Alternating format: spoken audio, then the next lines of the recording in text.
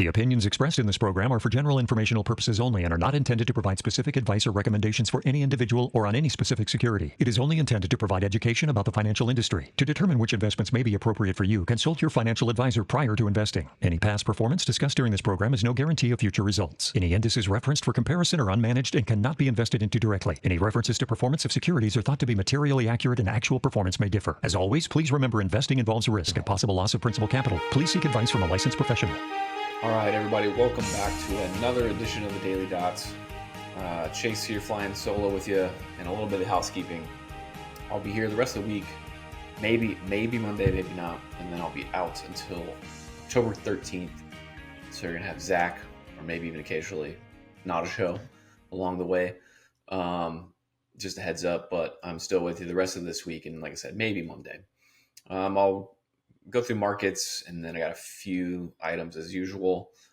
Pretty light on data, so really only a couple of things to talk about data-wise, and then just some stuff that's on my mind and some news.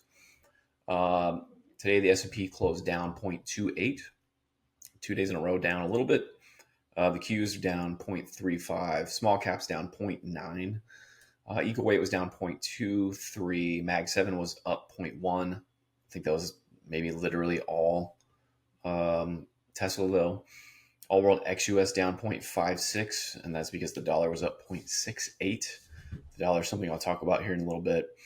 Bitcoin was up about 1.5, with gold down about the same. Oil was up a little over 2, as people are kind of getting more and more hopeful for like the 8th time around different Russian scenarios that might help oil go up on limited exports from Russia. Gold miners were down a little over 2.5. So, we've kind of gone straight up. And this still isn't by any stretch a big pullback, but it's a couple days in a row down now. Silver down about 1%, same about 1.5 for platinum, palladium. Copper up 3.8% as you had issues at the second largest mine in the world. It's going to curtail some production for the next couple of years, it looks like. So that was a significant move, and copper miners, obviously made the move with copper. As far as rates go, the 2-year was up about 2 basis points, but the 10-year was up 4. So we keep getting a minor rally in yields out on the back end. The 30-year, which has a giant level for me, at least at 4.8, you're back to 4.75. So you're still 5 basis points beneath it, but starting to get close. Apple, Google down, Microsoft basically flat, Nvidia down a little bit, but Tesla up 4%. You would be at a new closing weekly high, I think, right now on Tesla. Volatility has had some up days. While the market was having up days, today you had a down day, although minimally. And VIX was down about 1.5. We talk often about Chinese equities. Those were up again today, with a lot of the work there being done by Alibaba up over 8, although the rest of the tech space was up over 2, even without Alibaba. So kind of widespread. And I've talked a little bit about the solar thesis I have, kind of the all of the above electricity thesis, honestly. And for a down day, at least, the solar equities had a pretty decent day. To go through data a little bit, we have had mortgage applications look pretty good the last couple of weeks. Problem with that is it looks like about 60% of it, something like that, is going to refis, not to new mortgages. But we did get really good new home sales data today. Obviously, with the 10-year coming down as much as it has, you've gotten some relief for mortgages. And last week, you're at about 650,000 annualized home sales for last month, and you pressed up all the way to 800,000. And the market thought it would stay roughly flat for some reason. I don't know why you would think that, given the rates were so much lower. But decent sign from new homes. You're flat on new homes for sale, meaning supply isn't getting worse. It's terrible, but at least it stopped getting worse because you had enough sales this time around. A lot of kind of AI and chip facing news today. So Intel apparently is asking Apple for an investment. Obviously, They just got the investment from NVIDIA, well, after they got an investment from the U.S. government, I guess. Sort of. This is notable to me because this, to me, is one of the risks of having the federal government get intimately involved in single companies is you can start putting your thumb on the scale. And that's, obviously antithetical to free markets, to competition, to, winners winning for the right reasons, etc. It's pretty clear the White House has a pretty good relationship with Jensen Huang, with Tim Cook at this point, and obviously with Intel. So my concern is you get into a situation where Intel can go to anybody and ask for money, and if they say no, then they can just turn around and call the White House and be like, "Hey, can you lean on Apple to give us some money?" They won't give it to us, and because the U.S. government now has an investment in Intel, maybe they think it's in their best interest to call up Tim Cook and say, "Yeah, come on, man, just give him some money. You got enough." Not saying that's what's being done, but it's what it smells like to me. It's at least what my worry is. After the federal government puts a lot of money behind an entity, the natural concern is that they help them in a way that, isn't maybe good for the broader economy and for competitiveness, long term for U.S. companies. Another note from this space: Oracle just announced an $18 billion debt raise. So, less than a month ago, we get their massive order book that, catapults the stock up into the clouds. And they're telling you, like, they're going to make more money than you can shake a stick at because they have insane demand for their product. Next thing you know, they're raising a bunch of debt. To me, that's not great. But obviously, the market is viewing all AI CapEx as great, as the return on investment for every dollar you spend is going to be really high. So spend as much money as you possibly can in AI CapEx. And it's not just in America. Like Alibaba, the reason they were up so much today was they announced some AI CapEx. Instantly, you're up, 5 to 20% when you do this stuff. So that may be correct. That may be how this works out. That AI is so profitable that it's worth every dollar you can put into a chip or a data center or some other hardware or software. But it also may not be the case. Some of this money may be getting wasted, and in that case, some of these companies, at least, maybe not all, some are going to win, right? But some of these companies aren't going to win, so they should not rally on every dollar they spend. They should, in fact, go down on every dollar they spend. So it's just like a disconnect from what reality is going to look like in 5 years. Some of these companies are going to wish they never spent all this money. A lot of investors are going to wish these companies never put all this money into the ground for CapEx.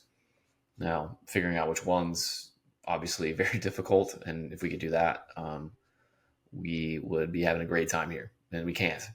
Trying to see the future when it comes to AI and who's going to win and lose, very, very difficult to do. All I know is not everyone's going to win. And the market is currently treating them all like they're going to win. That every dollar you spend is $2 you're going to get back. So just the kind of narrative-based thing that, it's a little spooky to watch the market get that over its skis on a theme. But like I said, some of the companies are probably going to win, and betting that they make $2 on every dollar may be great. But AI CapEx in general, just worries me a little bit. The last thing I want to talk about is the dollar, as I mentioned earlier. There is an easy way to paint the dollar in a very negative light. For one thing, you just point to the chart and see what's happened this year and be like, well, there you go. But one of the interesting things about the dollar, and I talk a lot about equities as like, hey, just the basic supply and demand of equities is super important, and I've mentioned like we've had net negative supply and higher incremental demand from passive, right? So just that makes equity multiples go up. It's just mechanics. That's how it works, right? Well, if you think about the dollar, one of the things that messes with its value versus other currencies, same thing. It's just supply and demand.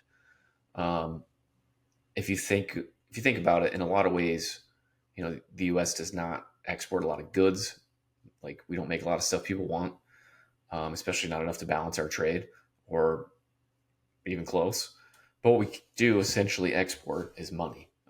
We export a lot of dollars, and whenever you run a giant trade deficit, you're by definition exporting a lot of your currency to the rest of the world. And a lot of this is very much on purpose. We designed the system this way. Other people run a trade surplus against us. We run a portfolio, an investment surplus with them. They turn around and invest a bunch of money back into us. And that's kind of how the stuff nets out. But the interesting thing, and this is something I warned on heavily early in the year, and that was, hey, if we get serious about the trade stuff and these tariffs are really significant enough to where like the trade deficit were to come down materially, that would mean that less dollars are being exported because we don't have to trade them for goods because there's less goods, right? I still think that's in play. And if that happens, that means that the supply of dollars that we give the rest of the world is lower. So if the demand for dollars doesn't go down as much as the supply globally, then you kind of have a situation where the dollar goes up for no other reason than supply and demand dictates it has to. I definitely don't think enough people think of it that way, look at it that way, or at least, curious enough or open-minded enough to see where that could become a thing. There are other forces, supply and demand is not the only force, like by any means. There are other forces that have weighed on the dollar this year. But if you think back to tariffs, like we had a bunch of tariff front running, which means we imported a ton of stuff. The trade deficit blew out to like a crazy level. People, jammed up huge inventories to get ahead of tariffs. Well, now the tariffs are here. That's over. We see less shipments of goods coming into the U.S., and that by definition means less dollars are going to be shipped, back out to the rest of the world.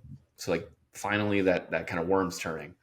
So to see the dollar up 0.6, 0.7% today, and today's just one day. It could mean nothing. We may still have the lows ahead of us, no doubt. Cutting into inflation, accelerating. If you want your currency down, it's a good way to do it, right?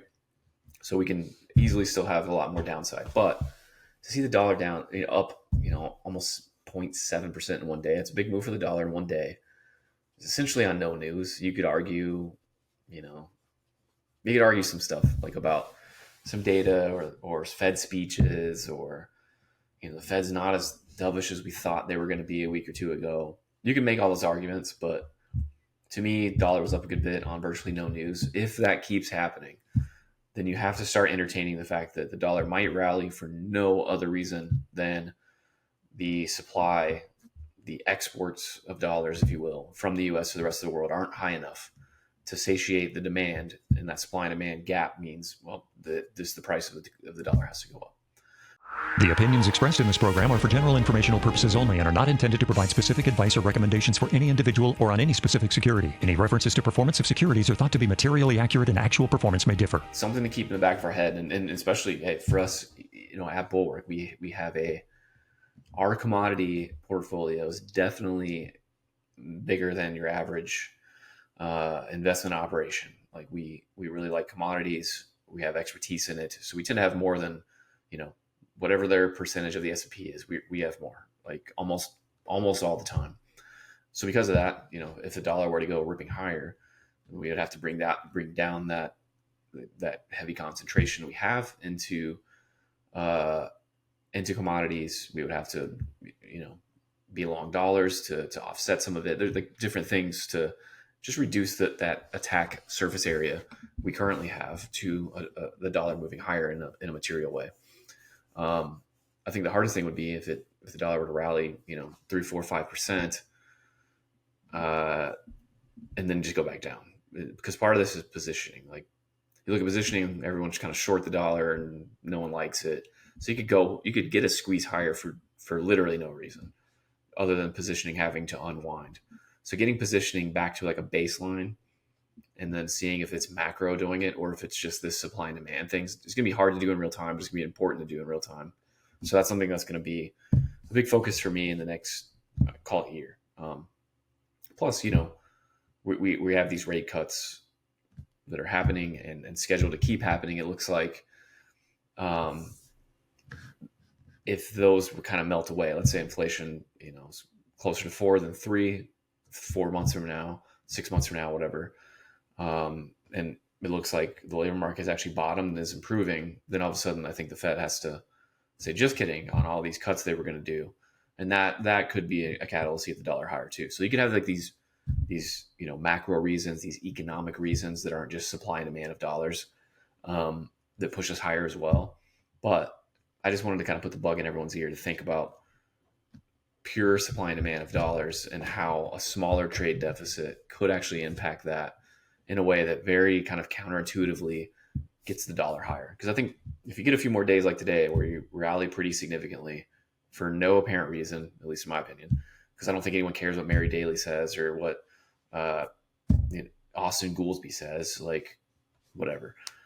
To me, it could be one of the first days where it goes up for no apparent reason, but the real reason is as basic as Econ 101 as you can get: supply and demand of the good or service, or in this case, currency in question. But that's all I have for today. Kind of a quick one. We'll be back with more tomorrow. We have jobless claims and existing home sales tomorrow. My assumption is existing home sales won't improve quite as good as new home sales did. There's a little bit of a financing advantage in new home sales. But those jobless claims are going to be interesting. They've basically been fine and improving lately, especially on the continuing side. Again, suggesting like the labor market isn't as bad as the doomers want us all to believe, at least for the moment. So that's going to be interesting to watch tomorrow. Another thing, real quick, last kind of parting comment is, I know a lot of people think the economy is like starting to melt down. Things are getting bad. And if you look at something like freight, shipping, yeah, it's really bad. Home building obviously is eroded significantly. Like there are definitely pockets that are really bad.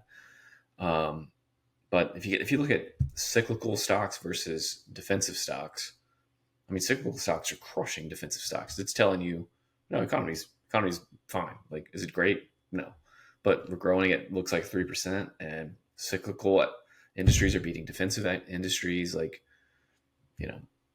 credit spreads are very tight. The labor market has weakened dramatically, but it's not.